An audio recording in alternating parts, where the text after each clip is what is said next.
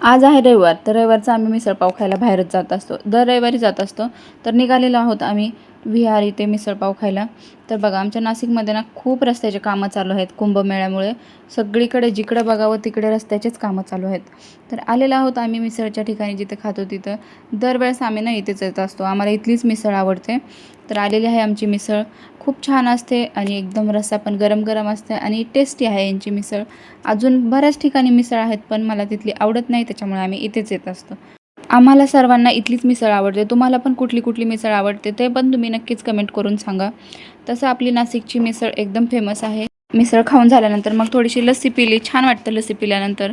मग घरी आलो, आराम केला, मग उठलो, चहा वगैरे केला, चहा घेतला आणि निघालो मग आम्ही बाहेर कामानिमित्त. थोडंसं काम होतं, गुळ आणायचा होता.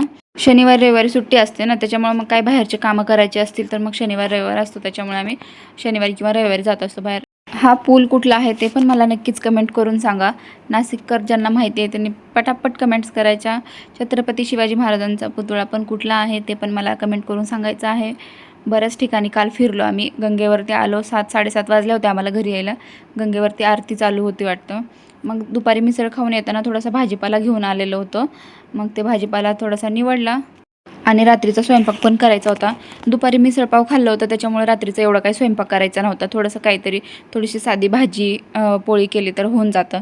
त्याच्यामुळे म्हटलं भेंडीची भाजी बनवू. ताजी ताजी भेंडी आणलेली आहे आणि 5-6 चपात्या केल्या तर होऊन जातं. इथे पीठ मळायला घेतलेलं आहे मी.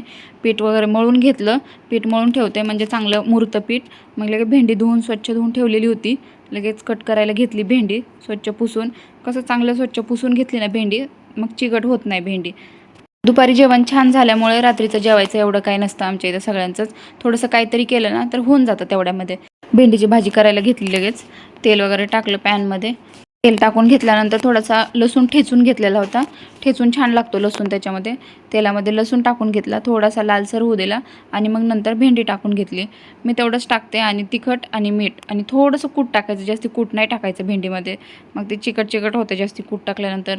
एक साईडला गॅसवर भेंडी ठेवून दिली आणि दुसरीकडे लगेच चपात्या करायला घेतल्या.